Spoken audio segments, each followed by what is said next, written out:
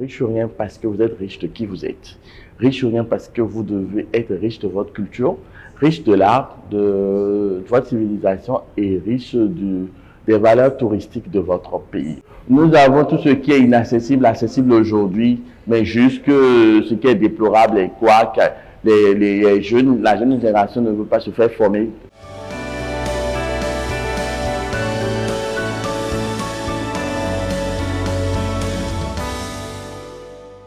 Bonjour Wayo TV, je m'appelle Miguel Toforosu, bienvenue dans mon univers. Je suis styliste créateur de mode béninois, promoteur du label Riche ou rien, le label qui vous accompagne au quotidien et chargé de communication de l'association des créateurs de mode du Bénin. Riche ou rien parce que vous êtes riche de qui vous êtes. Riche ou rien parce que vous devez être riche de votre culture, riche de l'art, de votre civilisation et riche des valeurs touristiques de votre pays. Aujourd'hui, nous sommes à l'ère de la modernisation et nous voyons que globalement, tout passe vite, tout va vite et nous assistons aujourd'hui à des tracés d'entrepreneurs qui arrivent à joindre deux bouts. Mais qu'est-ce que moi j'apporte à ce choix? Parce que l'entrepreneuriat, c'est un choix libre. Quand on dit c'est difficile et tout, je vous dis, quand vous faites votre travail de façon avec passion, vous n'avez pas de problème, vous n'avez pas de blocage. Il suffit seulement de bien s'organiser, de bien se structurer et d'accepter à apporter quelque chose de réel et de convaincant à votre projet. Riche ou rien, c'est pour vous, c'est pour moi. Riche ou rien, c'est pour nous tous. Riche ou rien, c'est pour cette personne qui arrive à quitter 1.0 à 1.1. À cette personne, en fait, qui accepte vendre de l'eau et être un leader. Vendre de la tomate et être un leader. À un jardinier, être un leader. À un banquier, être un leader. Et à un président, être un leader. Donc, c'est aux trois niveaux. Nous, en fait, en tant que génération, nous devons impacter. Nous devons apporter un plus. Nous devons laisser des traces, laisser de l'héritage à la jeune génération. D'où, aujourd'hui, lorsque vous portez du riche ou rien, en fait, vous avez un positionnement social, une satisfaction mentale et votre image n'est pas, en fait, mélangée dans du n'importe quoi. Vous portez riche ou rien parce que vous êtes d'abord fier de qui vous êtes, parce que vous croyez à la réussite, parce que vous êtes un leader. Riche ou rien, c'est toute une philosophie. Et quand vous portez de riche ou rien, votre image est lavée, est clean. Quand vous portez de riche ou rien, il n'y a pas de mélange. On sait vous identifier, vous savez vous démarquer. Et nous faisons dans des pièces très épurées. Et il y a des gammes accessibles, il y a des gammes en fait qui sont faites pour certaines classes données. Et il y a en fait le côté avant-gardiste que nous orientons vers des projets et aussi nous sommes dans la récupération, nous donnons vie à des matières en voie de disparition. Nous sommes dans l'écologie aussi. Et si vous êtes africain, vous devez porter riche ou rien. Parce que pour moi, c'est que l'Africain est maudit entre griffes derrière sa jeunesse parce que pour moi, je dis bien pour moi, Miguel Toforosu, nous sommes d'une civilisation qui doit obéir, qui doit suivre des ordres. Mais aujourd'hui, que je remarque qu'il y a des efforts qui sont menés et que beaucoup d'Africains arrivent à devenir leaders, adoptés de riche ou rien. Je pense qu'avec la mode, j'ai un secret particulier. D'autant plus qu'à mes débuts, moi j'ai remarqué que les gens veulent s'habiller, mais n'arrivent pas à trouver ce qu'ils veulent. Moi, j'ai toujours lutté pour le seul fait que les gens se retrouvent en fait à porter les mêmes choses et que les gens se retrouvent dans des vêtements qui sont produits à grande échelle et puis des fois le stagiaire et le patron se retrouvent dans les mêmes tenues. D'où je me suis dit un jour, mais pourquoi ne pas travailler sur l'image de quelques personnes qui arrivent à se démarquer, qui ont une notoriété et qui ont une existence. D'où je me suis lancé, riche parce que vous êtes riche de qui vous êtes, riche parce que c'est le leitmotiv et c'est ça qui interpelle et c'est ça qui choque, et le rien parce que si vous ne faites pas en fait de votre métier du sérieux, vous n'êtes rien. Riche ou rien partout, riche ou rien partout, riche ou rien partout. Et, et nous travaillons beaucoup plus le textile africain. Nous travaillons pour la valorisation de la culture, la valorisation de l'art et la valorisation en fait de tout ce qui est dans la récup ancestrale. Rien n'est facile.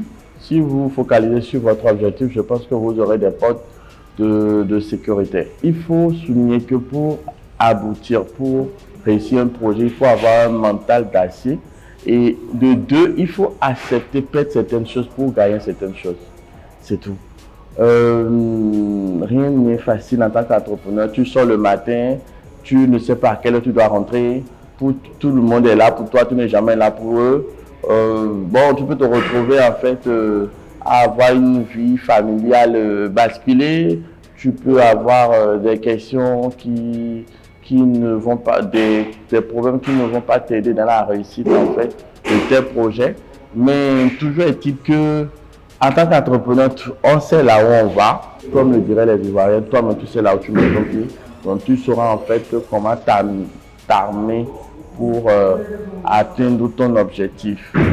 Il y a en fait la trahison qui est au rendez-vous, il y a la mévente qui est au rendez-vous, il y a pas mal de choses. Moi, je ne peux pas dire ce que j'ai perdu dans ce secteur pour être là où je suis. Mais aujourd'hui, bon, ça en vaut le coup. S'il ne faut pas vivre inutilement, ça en vaut le coup. Donc, life goes on. Aujourd'hui, j'ai eu la chance de découvrir Dakar. Je dis toujours que nous soyons béninois, togolais, ivoiriens et sud-africains, nous sommes tous les mêmes. Quand j'ai mis pied à l'aéroport, j'ai dit Nagadef. Je vous dis que le contact avec le peuple a été très rapide. Mais par contre, mes confrères avec qui j'étais, quand ils ont dit bonjour, j'ai remarqué aussi ce que ça a donné. Donc, quand vous allez dans un pays, vous marchez comme le peuple ou bien les habitants de ce pays, vous êtes mieux reçus. D'où j'ai dit, bon, Nagadef sera le nom de ma collection parce que j'ai travaillé sur des matières très fluides, le blanc loré et le hachoké pour faire un coucou à mon côté Nango, Yoruba, et aussi dans un style de très cérémonial parce que je me dis ça doit se célébrer. Pour moi, le deuxième mot de cette année a été une célébration, une manière à moi d'apporter une touche royale. D'où le public a été emballé parce que c'est pensé, c'est fait et l'expérience aussi parle.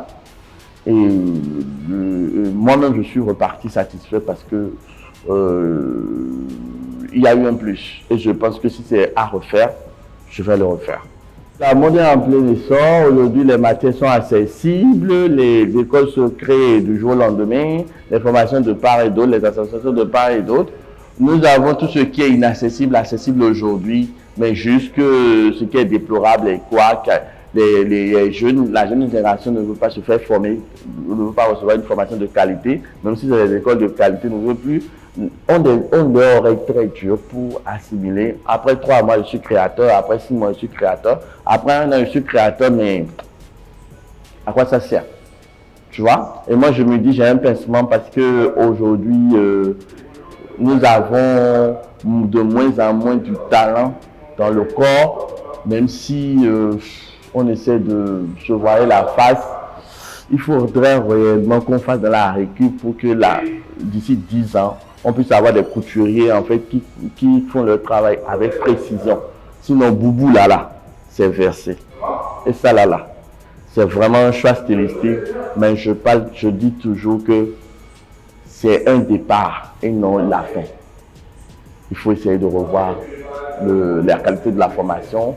Il faut essayer que ces jeunes-là qui se disent, qui sont passionnés, qui se mettent en groupe pour avoir des projets solides et pour évoluer.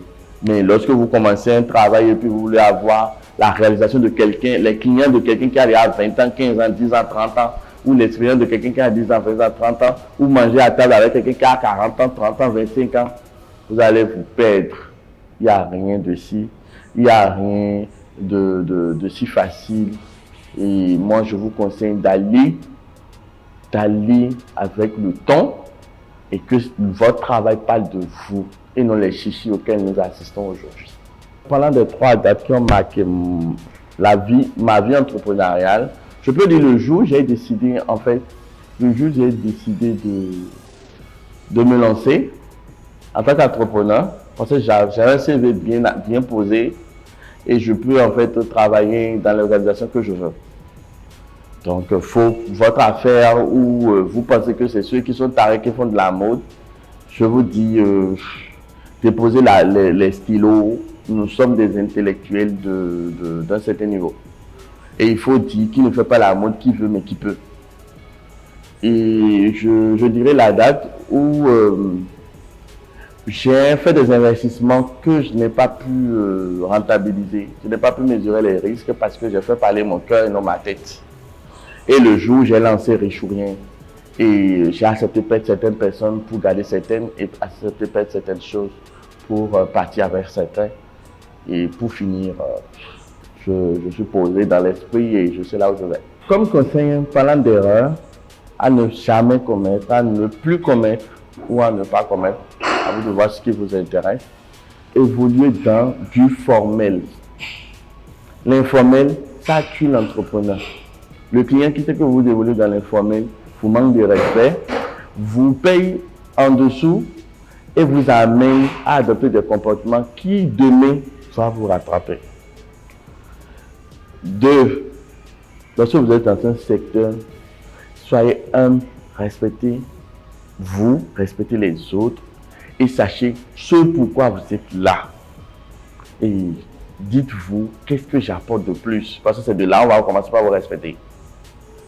Et 3e point, aimez-vous suffisamment. Aimez-vous suffisamment. Faites-vous suffisamment plaisir. Et pensez, en fait, à laisser quelque chose comme héritage à la nouvelle génération. Surtout, faites-toi conscience si vous arrivez à développer selon votre mindset. Je pense que vous allez réussir.